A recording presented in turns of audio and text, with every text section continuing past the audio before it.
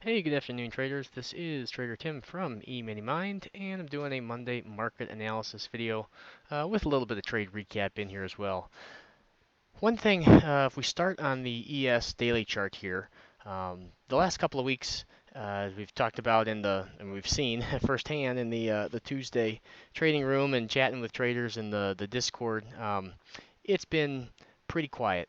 There have not been that many, big opportunities intraday for catching big moves, and that's kind of to be expected here as we're in the middle of summer. Next Wednesday will be the Fed meeting announcement. So next Tuesday and Wednesday, um, a week from so next week will be the meeting and the announcement, and that should hopefully help shake things up a little bit and get things moving again. The other factor that's in play, which we've been talking about since the end of June, is that we've got these two 50% retracements here, the short and the long, and we are just kind of pinballing back and forth. The 50 short and then come down to the 50 long, back up almost to the 50 short again today, and then sold off a little bit. We got 45 minutes left in the day, um, and we'll be looking to kind of make our way back down to the 50 long.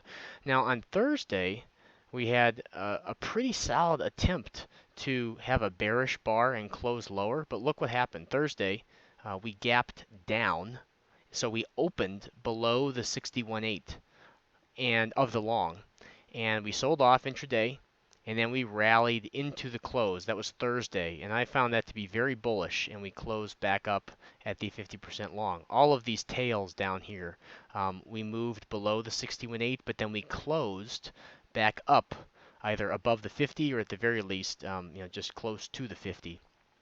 And then today started pretty strong with our breadth and advanced decline line and kind of had a late day slide, if you will. It's almost like if you look at it a couple different ways, we've got kind of this channel forming here where we are flagging or in this channel and kind of riding that. So between now and the Fed meeting, or even the Thursday after the Fed meeting, we should have some resolve by breaking one of these 61.8s in one way or another. But that rally on Thursday was quite bullish. Let's see, a couple other things to point out. We've talked about the importance of the VIX and the volatility index, and we are back down at the bottom of the range. So it would be expected that we move back up towards the top of the range here as we kind of get tighter and tighter in this channel or in this triangle. If we get a decisive break of this swing low here, like we'll just call it a 23 and a half, then we could be in for some serious upside. And if we got a decisive break of 35, even a move to 35, you could see a break of the 50% short. I'm sorry, if the 50% long and a move lower. So kind of 50-50 right now on long or short. And a lot will depend on what the market's reaction to the Fed raising or not raising interest rates here next week. Yeah, let's see. Let's go intraday. Today was a kind of a gap up, move sideways. I want to talk about some end of day stuff here, but before I do that, I wanted to go into a little, super little, tiny setup trade today. We broke below the bottom of the first 30-minute range just briefly. We had gapped up. Breath was pretty strong. We were moving sideways, and at first it was looking like a short to take like this because the 50 lined up beautifully with the bottom of the 30-minute range. Even though the breath was strong, it was starting to look like we were going to come down and fill our gap. But then we came down and we got a low tick that lined up with low price. Go all the way back to the morning here. About 45 minutes after the bell right here, 7:12 Mountain Time, 7:12. And so that low nicey tick lined up with low price. We came up, we broke the swing high, and we pulled back. It happened really quickly. I was just able to kind of drop my order in as we were coming down. It was an 88 and a quarter, and then that moved up. I think it got it got the 3-point first target and then another 2.5 points, I believe, just by trailing the next 61.8. So trailed the first one like so, and then I just trailed the next one like that.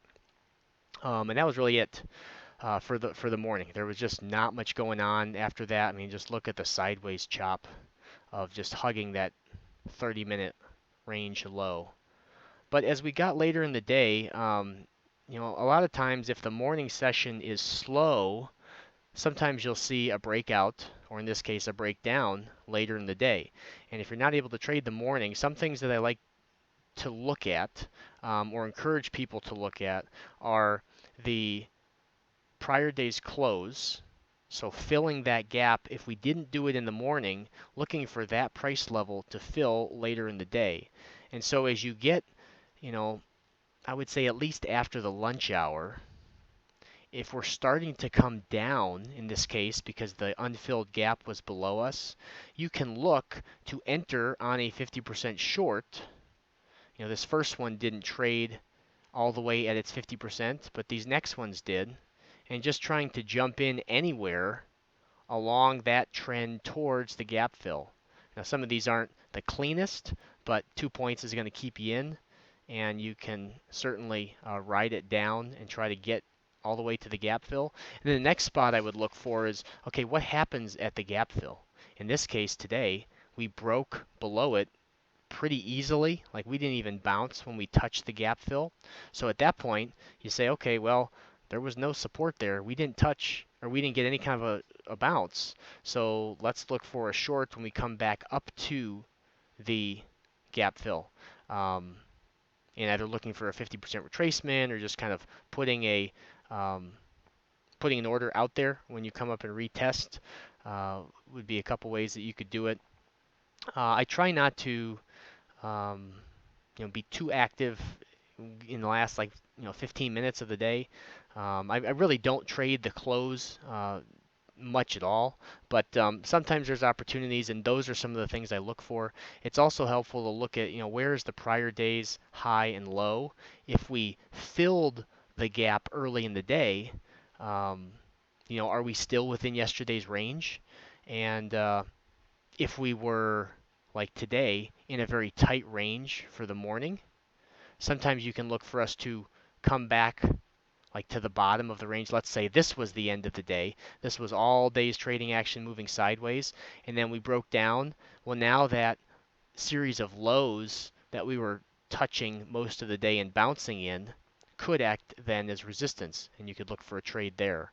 So you have more information at the end of the day. You have more nicey tick data, all of your data. You have more of it because you're at the end of the day. So in some ways that makes the close gives you a little bit more information to base your trades off of. Sometimes that's good, sometimes it's bad. But by and large, I'm looking for a lot of the same things as far as high-low close, high and low of the 30-minute range, and then just looking for what setups were working in the morning, if any, that you could kind of replicate later in the day. Or if we break a support level, we can now then trade that as resistance. So instead of looking at longs at support, we can be looking at shorts at resistance. So hope that helps. If you have questions, drop them in the comments below.